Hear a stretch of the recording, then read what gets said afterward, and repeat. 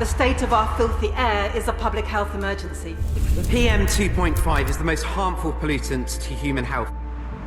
The life of 9-year-old Ella Roberta Adoo Kissi-Debra was tragically cut short. She became the first person to have air pollution listed on her death certificate. It could not be more urgent that the government takes action to clean up our air and protects lives both now and in the future. Manchester has one of the highest levels of air pollution in the country, with thousands of children being seen in A&E due to asthma and the impact of air pollution. Campaign groups from across the northwest have come together to call on the government to take urgent action to tackle air pollution.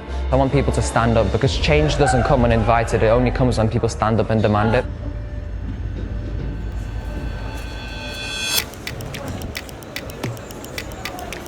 So Manchester, I think, is the best city in the world, but we are plagued with really, really poor air quality. And what we're trying to do today is to have some really accessible, thought and action-provoking activities that make people aware of this critical health issue.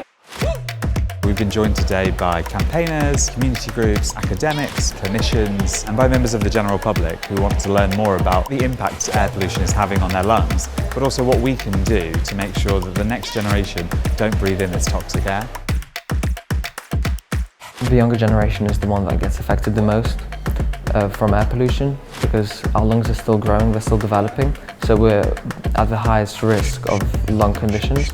This sort of an event is important because it's introducing children to very serious concepts in a fun and engaging way. You can see they are taking it in and they are engaged and they are enjoying learning. When we breathe in air, there's lots of pollution that comes with it, and we need to try and stop this and make the world healthier. Air pollution is just such a critical issue because it's impacting everybody. Unless we start talking about it more widely to as many people as possible, we're not going to fully understand the health implications.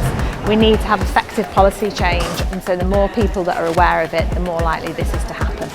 We need to be ambitious here. How do we use our voices to get this as a top priority? It's been fantastic to see so many people having a really positive conversation. It's really helped us mobilise. We're confident that if we continue to work together, we will clean up the air.